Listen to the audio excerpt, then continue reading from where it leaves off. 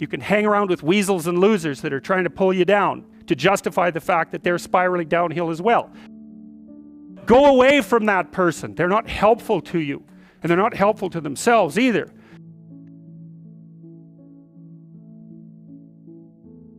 Social networking, that's another big deal. It's one of the advantages that older people have over younger people. And so, for example, now that I'm in my 50s, roughly speaking, I know a bunch of other people who are, relatively well positioned in the dominance hierarchy, and they know all sorts of people. And so when I go to one of them and say, can you do X or do you know X? They say no, but I know someone who can.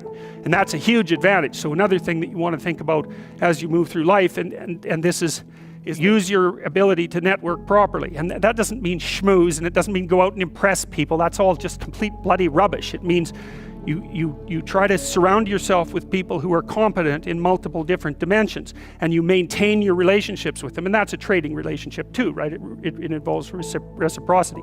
But it's a huge advantage. A social network is a huge advantage, and that's something extroverted people can be really good at because, they have that sort of social ability. And that goes along with the ability to sell. So another place that you can pick up power, and power for the right things, is to consciously develop and maintain your social networks. And that also means, well, let's talk about friendships for a minute. Here's how you know if someone's your friend. A, you can tell them bad news, and they'll listen. They won't tell you why, you're stupid and why that bad thing happened to you and how something worse happened to them once and, derail the whole conversation. You can actually tell them bad news and they'll listen. So that's a good thing. And then this is a weirder thing. You can tell them good news and they'll help you celebrate. And that's a really good way of deciding who you should have around you. Because if you have someone around you, something good happens to you and you're kind of afraid to even admit it because, God, something good happened to you. It's like, you let that be known and it'll certainly be taken away. So, you come out and you sort of tell someone half-heartedly that something good happened to you, and they give you a whack and then talk about, the great thing that happened to them 3 years ago, or worse, the great thing that happened to someone that they knew 3 years ago. It's like, go away from that person. They're not helpful to you, and they're not helpful to themselves either. And so you want to surround yourself, you got to think about this. You got to surround yourself with people who want the best for the best part of you. You can hang around with weasels and losers that are trying to pull you down to justify the fact that they're spiraling downhill as well. And the upside of that is you don't have to have any responsibility, and you can all whine about how wretched life is, so that's pretty attractive. But I would say it's also a bad medium to long-term plan. And so it's acceptable and desirable to try to surround yourself with people who are facilitating your development. And you might say, well, I've got people around, I know them well, they're not doing that well, and they don't fit into that category. It's like, what's your point? What are you going to do with them exactly? If they'll listen and cooperate with you and move towards a better future, great. If they don't pay any attention and they keep doing the same damn things over and over and they're not going anywhere and it's painful, then maybe the proper thing to do is say, you just have your misery. I'll go off and have my life. And maybe you'll wake up at some point in the future and think that's a better way of being. Because just putting up with it is, well, they call that enabling, right? You put up with that sort of behavior, you're providing tacit consent for it and even tacit approval. It's like, it's a bad idea. You have, I would say, both the right and the responsibility to surround yourself with people who are good for the best part of you. And that's not the same as,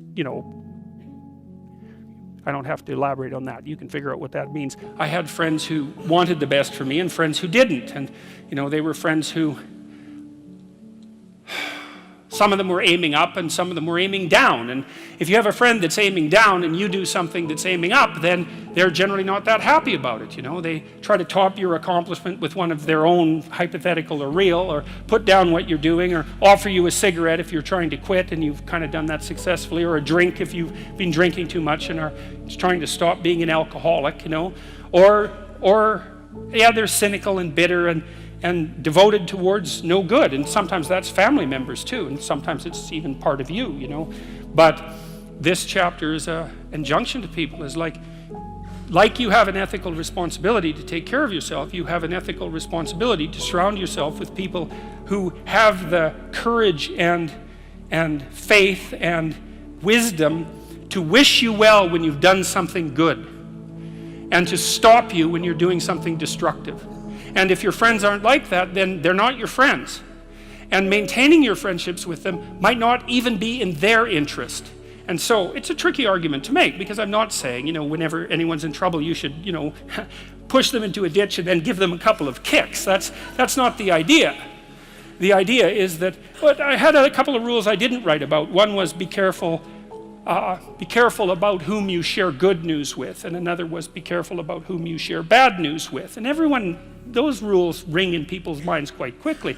A friend is someone you can share good news with. You go to them and you say, hey, look, this good thing happened to me, and they say, look, I'm so happy that happened to you, like, way to be. And they don't think, God damn it, why didn't that happen to me? And like, you didn't deserve it, and here's a bunch of reasons you're stupid and why it won't work. It's like, that's not helpful. And so I would say, like, if people are, what the other thing people are doing, if they're trying to drag you down, let's say, is they're trying to see if you'll put up with it. Because they have this idea that maybe life isn't worth living and things aren't good, and that if they can besmirch, let's say, to use an archaic term, something that's pristine and good, then they demonstrate to themselves that there is no true ideal and that there's no necessary reason to be responsible and to strive forward. And so they use you as a test case. I'll just push you down into the low lobster bin and see how you respond. And if you put up with it, then yeah, my cynicism is fully justified. And so I would say that the true depth in relationship is generally to be found within family. That doesn't mean that friends aren't important. Then the next issue is, well, are there things that you're doing with your friends? Are there activities that you're undertaking with your friends that are more significant than mere casual amusement? Or is it just casual amusement? Because if it is, the bar scene or that kind of party life, let's say, the friendships aren't going to be very deep, because they're not. They're predicated on shallow activities. And so it may be that you need to find some activities that you feel are profound on your own, and find people that you can share them with. Because a fair bit of friendship is, in fact, the engagement in shared activity. And so the more profound the activity, at least in principle, then perhaps the more profound the friendship. Certainly the people whose friendships I would regard as most crucial to me are people with whom I'm involved in complex and difficult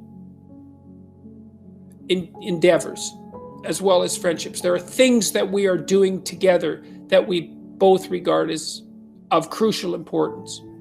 And I think that's necessary, because I think that a fair bit of friendship, apart from, the part that's amusement and fun, which is important, is a consequence of the profundity of shared activities. And so you might want to ask yourself, are you doing anything with anyone that you regard as important? And then the other thing I would ask is, well, do you have an assortment of intimate relationships? Do you have a partner, a wife or a husband? Do you have children? I don't know how old you are. And are you spending enough time attending to your parents and your siblings to keep those relationships alive? With holidays and with visits and that sort of thing. That's where you find the relationships that, generally speaking, are deep and meaningful and lasting, even though they're often the ones that are also the most problematic.